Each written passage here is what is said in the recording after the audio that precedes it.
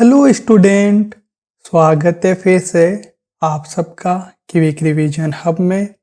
उम्मीद है आप सभी ठीक होंगे और अपनी तैयारी को बेहतर कर रहे होंगे। हम करवा रहे हैं राजस्थान पुलिस कांस्टेबल के प्रीवियस ईयर के पेपर। हम देखेंगे जो 2021 में भर्ती हुई थी उनके पेपर। 13 मई के पेपर हमने पहले ही देख चुके हैं, आप उनको भी एक बार देखिए। आज हम देखेंगे 15 मई को जो फर्स्ट शिफ्ट में पेपर हुआ उसके राजस्थान जीके के जो 45 क्वेश्चन आए थे उनको करेंगे। तो चलिए शुरू करते हैं बिना किसी देरी के।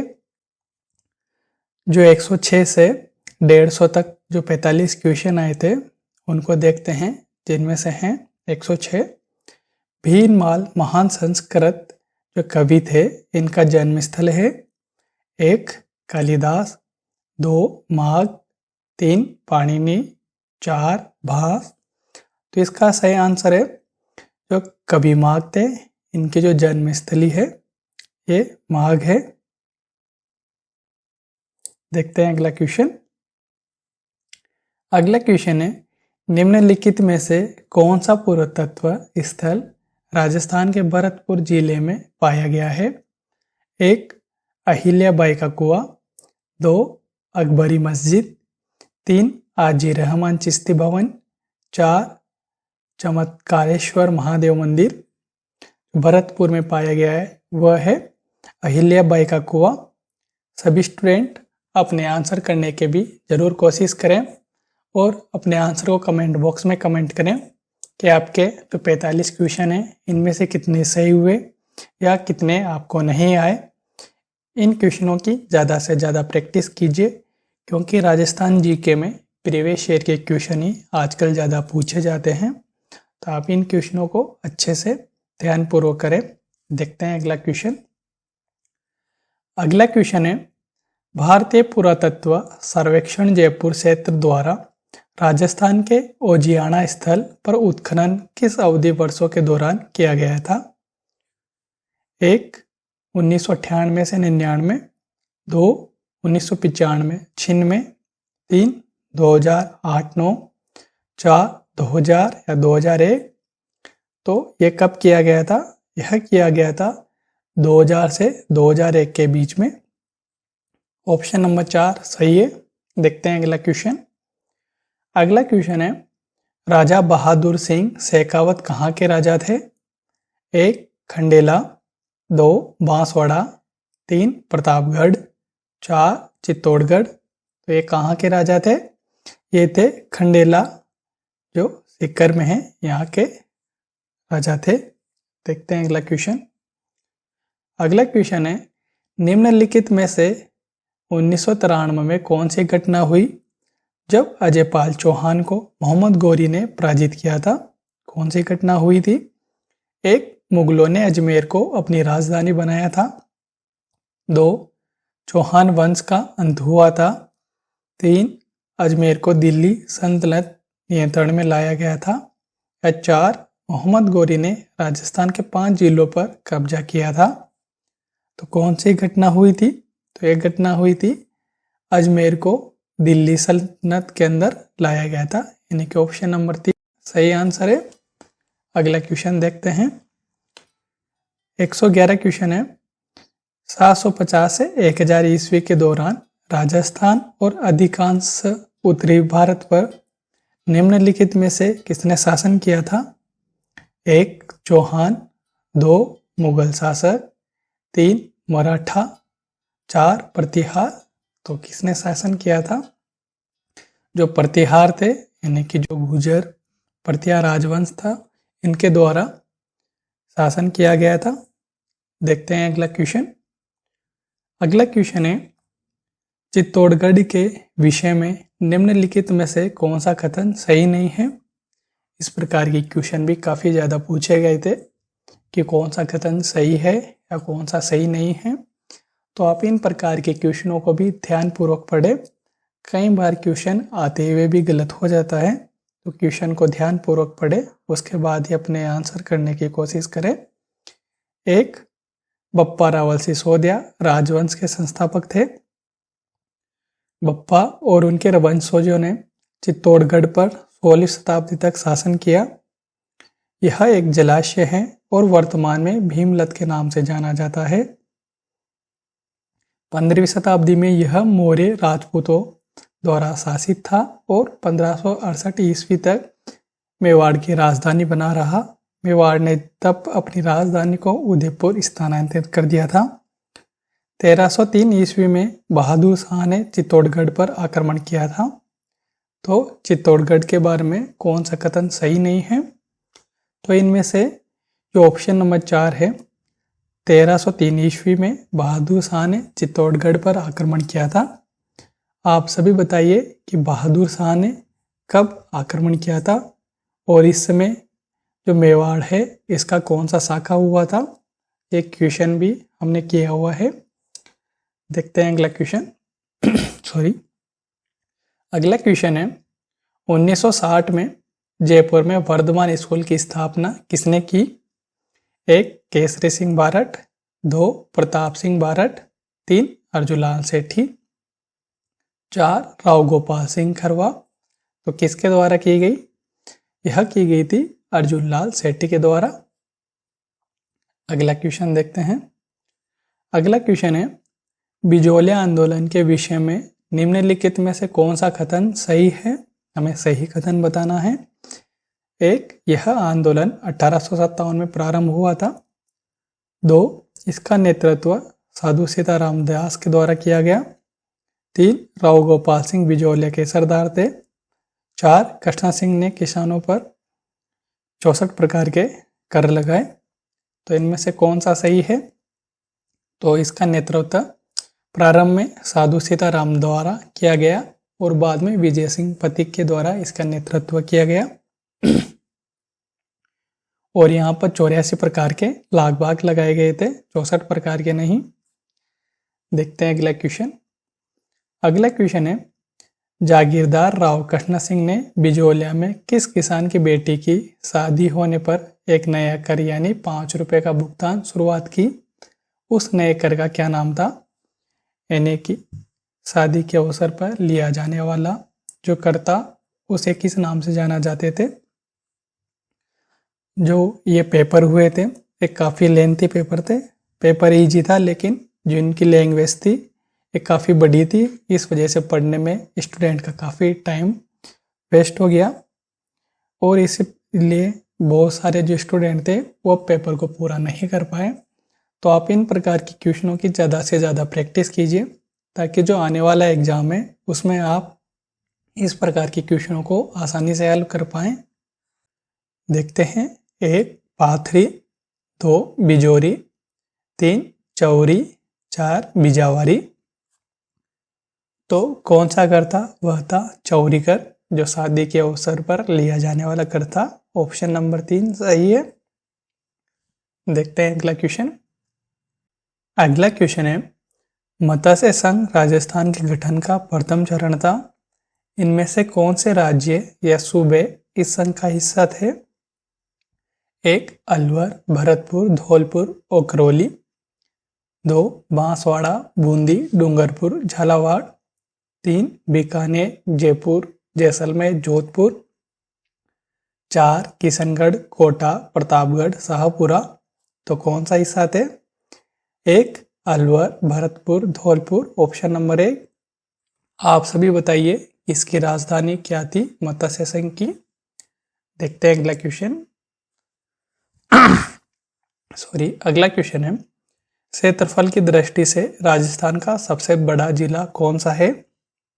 1 नागौर, 2 जालोर, 3 जैसलमेर, 4 जोधपुर। तो सबसे बड़ा जिला है 3 जैसलमेर। अगला क्वेश्चन देखते हैं। राजस्थान की सबसे ऊंची चोटी गुरु शिखर की ऊंचाई लगभग कितनी है? 1 1722 meter, 2 1502 meter, 3 1682 meter, 4 1875 meter. Sorry, तो इसका सही आंसर है 1722 मीटर। Option number 1। अगला क्वेश्चन देखते हैं। अगला क्वेश्चन है निम्नलिखित में से कौन सा प्रभाग राजस्थान का स्थलाकृति प्रभाग नहीं है। 1 अरावली या पहाड़ी क्षेत्र, 2 थार और अन्य शुष्क क्षेत्र, 3 विंध्य और मालवा सहित पठार, 4 पश्चिमी और पूर्वी घाट। तो कौन सा नहीं है? 4 पश्चिमी और पूर्वी घाट। आप क्वेश्चन को भी ध्यानपूर्वक पढ़ें। क्वेश्चन नंबर 120 है, राजस्थान के मरुस्थल के विषय में इनमें से कौन सा कथन सही नहीं है? क्वेश्चन काफ़ी बड़े बड़े आए थे, इनको पढ़ने में काफ़ी टाइम लग गया, तो आप इन प्रकार के क्वेश्चनों को जल्दी से पढ़े और जल्दी ही इनका आंसर करने की कोशिश करें। देखते हैं कौन सा सही है। 1 राजस्थान के रेगिस्तान में जैसलमेर, बाड़मेर, बीकानेर और जोधपुर जिले शामिल हैं। थार मरुस्थल महान भारतीय मरुस्थल ग्रेट इंडियन डेजर्ट राजस्थान के कुल भूभाग का 50% भूभाग घेरता है। 3 राजस्थान का मरुस्थल जो थार मरुस्थल का एक बड़ा भाग है, भारत का तीसरा सबसे बड़ा मरुस्थल है। 4 राजस्थान का मरुस्थल ग्रीष्म काल में बहुत गर्म हो जाता है और यहाँ तीव्र जलवायु का अनुभव होता है, जिसमें औसत वार्षिक वर्षा 10 सेमी से कम होती है।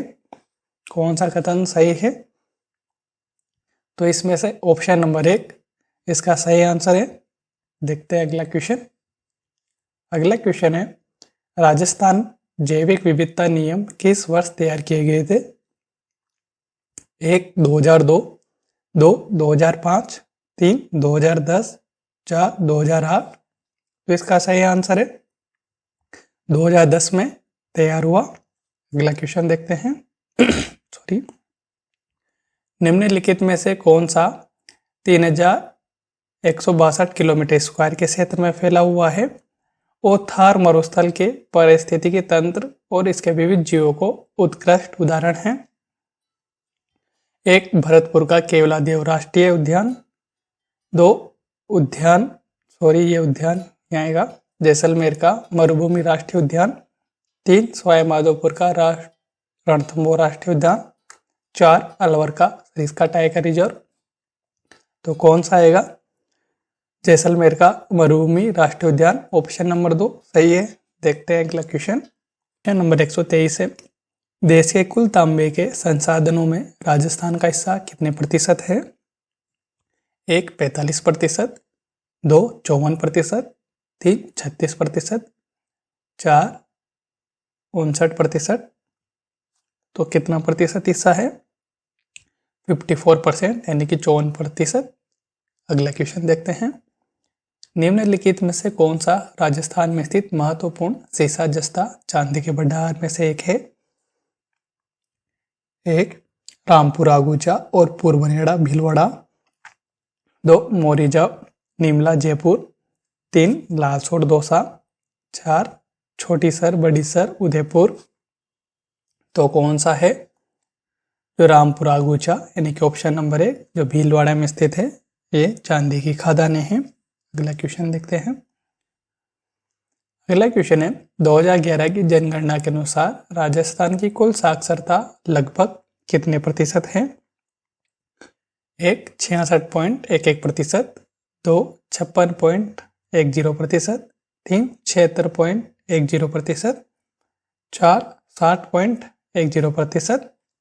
तो कुल साक्षरता कितनी है? तो वो है 66.11%। स्टूडेंट, अगर आपको इसकी PDF चाहिए तो आप PDF को डिस्क्रिप्शन बॉक्स से डाउनलोड कर सकते हैं और जो पूरा पेपर है इसको भी डाउनलोड कर सकते हैं।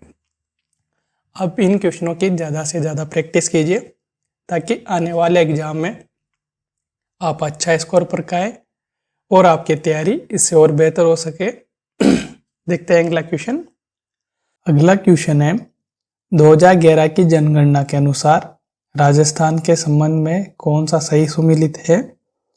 1 हिंदू 79.93%, 2 मुसलमान 20.07%, 3 ईसाई 5.27%, 4 सिख 5.27%। तो कौन सा सही है? तो जो सिख है 5.27% सही है। अगला क्वेश्चन, राजस्थान के विभिन्न जिलों में जनसंख्या वितरण के बढ़ते क्रम के संबंध में दिए गए सही विकल्प की पहचान करें। 1. बीकानेर सबसे छोटा, फिर अजमेर, जोधपुर, जयपुर सबसे बड़ा। 2. अजमेर, जोधपुर, बीकानेर, जयपुर सबसे बड़ा। 3. अजमेर सबसे छोटा, फिर बीकानेर, फिर जोधपुर, फिर जयपुर। 4. जयपुर सबसे छोटा, फिर बड़ा जोधपुर, फिर अजमेर, बीकानेर। तो बढ़ते हुए क्रम में सही विकल्प कौन सा है? तो जो ऑप्शन नंबर 1 है यह सही विकल्प है। बीकानेर में जनसंख्या सबसे कम और जयपुर में जो जनसंख्या घनत्व है ये सर्वाधिक है। देखते हैं अगला क्वेश्चन। अगला क्वेश्चन है, निम्नलिखित में से कौन सा चयनित वस्तु एवं सेवा के खुदरा मूल्य के सामान्य स्तर में समय के साथ परिवर्तनों को मापने के लिए निर्मित किया गया है, जिसे परिवार उपभोग के उद्देश्य से खरीदते हैं? हमें सूचकांक बताना है, कौन सा है? 1. उपभोक्ता मूल्य सूचकांक CPI।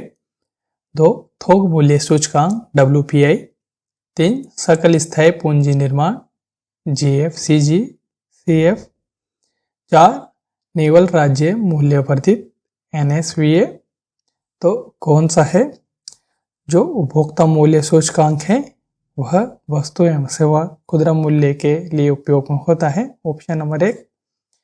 अगला क्वेश्चन है, क्वेश्चन काफ़ी बड़े बड़े थे, पढ़ने में इनको काफ़ी टाइम लगता है, तो इन प्रकार के क्वेश्चनों को आप जल्दी से पढ़ें और आंसर को भी जल्दी करने का प्रयास करें, जिससे आप समय की बचत कर पाएंगे।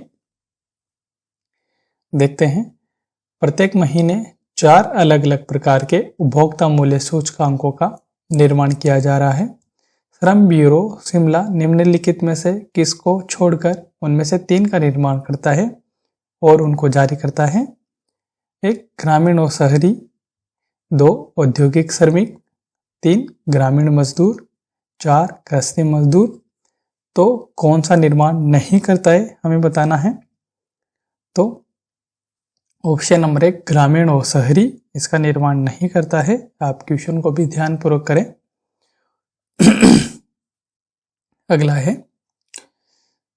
130 क्वेश्चन नंबर, द्रव्यवती नदी पुनर्जीवित परियोजना के विषय के संबंध में कौन सा कथन सही है? 1. इसका शुभारंभ राजस्थान के मुख्यमंत्री वसुंधरा राजे द्वारा अजमेर में किया गया है। 2. इसका उद्देश्य शहर के घटते भूजल को पुनर्जीवित करना है।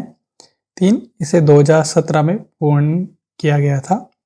4. योजना के अनुसार इसके उद्देश्य की पूर्ति हुई है। हमें सही कथन बताना है, कौन सा सही है? ऑप्शन नंबर 2 सही है। अगला क्वेश्चन देखते हैं, निम्नलिखित में से कौन सा राजस्थान राज्य का एकमात्र विशेष रूप से कमजोर यानी कि असुरक्षित जनजाति समूह है? 1. भील। 2. सहरिया। 3. मीणा। 4. कथोड़ी। तो कौन सा है? Sahariya, option number 2। अगला क्वेश्चन देखते हैं, 2011 की जनगणना के अनुसार राजस्थान में अनुसूचित जनजातियों की जनसंख्या लगभग है। 1. 92.38 लाख। 2. 88.54 लाख। 3. 90.12 लाख। 4. 89.28 लाख। तो कितनी है? 92.38 लाख, ऑप्शन नंबर 1। देखते हैं अगला क्वेश्चन। अगला क्वेश्चन है, विधवाओं के पुनर्विवाह को प्रोत्साहित करने की दृष्टि से राजस्थान राज्य सरकार ने विधवा पेंशन पाने वाली या विधवा पेंशन के पात्र विधवाओं को पुनर्निर्वाहित पर अनुदान देने की योजना प्रारंभ की है। यह अनुदान राशि कितनी है? 1. 50,000। 2. 12,000। 3. 15,000। 4. 20,000। तो पुनः विवाह करने के लिए वह राशि कितनी है? तो वह है 15,000, ऑप्शन नंबर 3। अगला क्वेश्चन है, राजस्थान राज्य को निर्मित करने के लिए कितनी रियासतों को एकीकृत किया गया था? सॉरी, 1. 19। 2. 18। 3. 14। 4. 21। तो उस समय कितनी रियासतें थी? 19 रियासतें थी और जो 3 केंद्र शासित प्रदेश थे। देखते हैं अगला क्वेश्चन। अगला क्वेश्चन है, राजस्थान उच्च न्यायालय का उद्घाटन 29 अगस्त 1949 को हुआ था। निम्नलिखित में से किसने उसी दिन 11 अन्य न्यायाधीशों के साथ मुख्य न्यायाधीश के रूप में शपथ ग्रहण की थी? हमें बताना है मुख्य न्यायाधीश। 1 न्यायमूर्ति भंवरलाल भाभना, 2 न्यायमूर्ति कंवर अमर सिंह जशोल, 3 न्यायमूर्ति कमलकांत वर्मा, 4 न्यायमूर्ति लाला नवल किशोर। तो कौन थे? जो कमलकांत वर्मा थे या राजस्थान के प्रथम मुख्य न्यायाधीश थे। देखते हैं अगला क्वेश्चन। अगला क्वेश्चन है, मानव अधिकार संरक्षण संशोधन अधिनियम 2006 के प्रावधानों के तहत राजस्थान राज्य मानवाधिकार आयोग अध्यक्ष के अतिरिक्त में कितने सदस्यों की संख्या है? यानी कि मानवाधिकार आयोग में अध्यक्ष के अतिरिक्त कितने सदस्य हैं? 1 1 2 2 3 3 4 4। तो ये 3 सदस्यीय आयोग है जिसमें एक अध्यक्ष और 2 अन्य सदस्य होते हैं। देखते हैं अगला क्वेश्चन। राज्य निर्वाचन आयोग राजस्थान के बारे में निम्नलिखित में से कौन सा कथन गलत है? हमें गलत कथन बताना है। यह राज्य निर्वाचन आयुक्त की अध्यक्षता में एक एकल सदस्यीय आयोग है। इस आयोग में एक सचिव होता है जो राज्य का मुख्य निर्वाचन अधिकारी भी होता है। यह आयोग मानव और बाल अधिकारों से संबंधित है। 4 यह आयोग अनुच्छेद 243 जेड के तहत नगर निकायों के लिए निर्वाचन करता है। हमें गलत कथन बताना है। तो यह आयोग मानव और बाल अधिकारों से संबंधित नहीं है। जो राज्य निर्वाचन आयोग है इसका काम चुनाव करवाना, चुनाव की प्रक्रिया, यह इसका काम है। देखते हैं अगला क्वेश्चन। राजस्थान के राज्यपाल श्री कलराज मिश्र के विषय में निम्नलिखित में से कौन सा कथन सही है? 1 वे 2014-19 तक 16वीं लोकसभा के सदस्य थे। 2 वे 2 बार राज्यसभा के सदस्य रहे थे। 3 वे 2009-2011 तक उत्तर प्रदेश विधानसभा का सदस्य रहे थे। 4 वे 22/7/2019 से 9/9/2019 तक मध्य प्रदेश के राज्यपाल रहे। हमें कौन सा कथन सही है यह बताना है। ऑप्शन नंबर 1 है यह सही है। इस प्रकार के क्वेश्चनों को भी ध्यानपूर्वक पढ़े। देखते हैं अगला क्वेश्चन। निम्नलिखित में से किस स्थान पर मेहरानगढ़ किला स्थित है? 1 जयपुर, 2 जैसलमेर, 3 बीकानेर, 4 जोधपुर। तो यह जोधपुर में स्थित है। ऑप्शन नंबर 4 सही है। अगला क्वेश्चन है, जयपुर में EPIP उत्तर भारत का सबसे बड़ा निर्यातक पार्क है। तो निम्नलिखित में से EPIP का पूर्ण रूप क्या है? 1 export prohibition industrial park, 2 export public and industrial park, 3 export Pioneer industrial park, 4 export promotion industrial park. EPI की फुल फॉर्म है export promotion industrial park. Option number 4। अगला क्वेश्चन देखते हैं। राजस्थान में जगत नामक गांव में स्थित होने के कारण मंदिर को जगत मंदिर के नाम से जाना जाता है। तो उस मंदिर का नाम बताइए जिसका उल्लेख यहाँ किया गया है। 1 साईं मंदिर, 2 करणी माता मंदिर, 3 गलताजी मंदिर, 4 अंबिका मंदिर। तो जगत के अंदर किनका मंदिर है? जो अंबिका माता है इनका मंदिर जगत के अंदर स्थित है। देखते हैं अगला क्वेश्चन। और आप सभी बताइए जो जगत नामक स्थान है ये किस जिले में स्थित है, या अंबिका माता का मंदिर किस जिले में स्थित है। देखते हैं अगला क्वेश्चन। निम्नलिखित में से कौन सा किला चौहान द्वारा बनवाया गया था और जिस पर दिल्ली के शासन अलाउद्दीन खिलजी द्वारा कब्जा कर लिया गया था? 1 आमेर का दुर्ग, 2 रणथंभौर का किला, 3 चित्तौड़गढ़ का किला, 4 मेहरानगढ़ का किला। तो अलाउद्दीन के द्वारा किस पर कब्जा किया गया था? जो रणथंभौर का किला था सवाईमाधोपुर में स्थित है इस पर ऑप्शन नंबर 2। अगला क्वेश्चन देखते हैं। मोजरी का संबंध है। मोजरी किससे संबंधित है? 1 चित्रकारी, 2 कालीन, 3 जूते, 4 आभूषण। तो यह जूते का एक प्रकार है मोजरी। अगला क्वेश्चन देखते हैं। निम्नलिखित में से कौन सा राजस्थान में राष्ट्रीय राजमार्ग पर भारत की पहली आपातकालीन लैंडिंग की सुविधा में सही है? सही और गलत कथन से रिलेटेड काफ़ी ज़्यादा क्वेश्चन पूछे गए थे और ये क्वेश्चन काफ़ी लेंथी थे, यानी कि इजी तो थे लेकिन पढ़ने में काफ़ी ज़्यादा समय लगता है। तो इन प्रकार के क्वेश्चनों को आप जल्दी पढ़ें और जल्द ही इसका आंसर करने का प्रयास करें। जैसे एक, इसका उद्घाटन 9 अक्टूबर 1921 को हुआ था। इसका उद्घाटन राजस्थान के मुख्यमंत्री अशोक गहलोत द्वारा किया हुआ था। 3, इसका निर्माण राष्ट्रीय राजमार्ग NH 925A पर गंधव भास्कर खंड पर किया गया है। इसका निर्माण अजमेर राजस्थान में किया गया है, जिसका उपयोग भारतीय वायुसेना के विमानों द्वारा आपात स्थिति में लैंडिंग के लिए किया जाता है। हमें सही कथन बताना है। तो सही कथन है इसका निर्माण NH 925A पर किया गया है। ऑप्शन नंबर 3 सही है। अगला क्वेश्चन देखते हैं। निम्नलिखित में से कौन सा शहर नमदा बनाने के लिए प्रसिद्ध है? 1 टोंक, 2 भीलवाड़ा, 3 उदयपुर, 4 कोटा।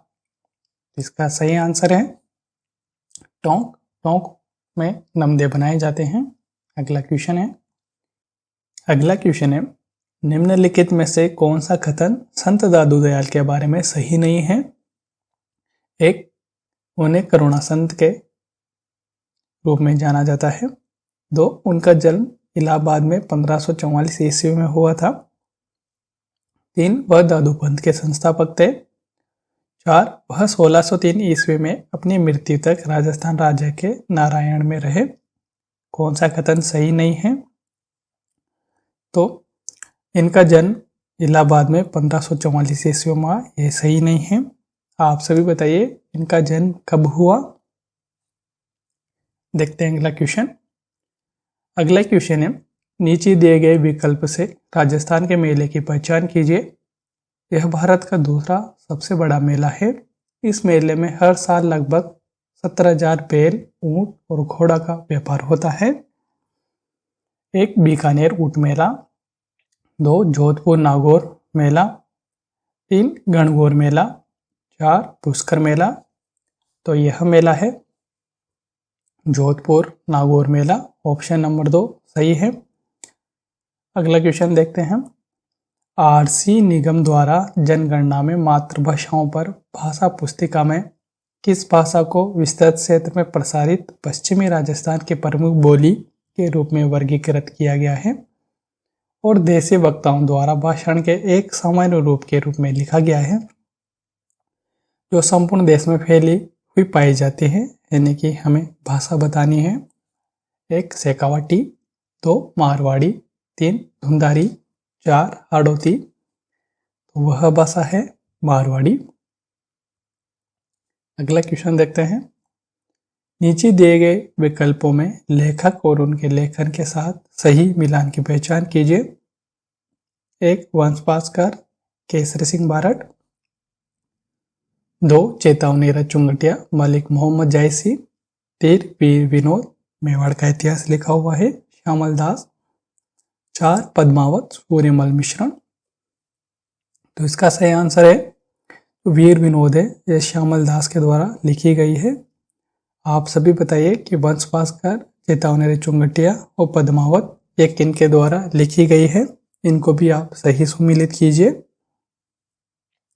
देखते हैं अगला क्वेश्चन। अगला क्वेश्चन है।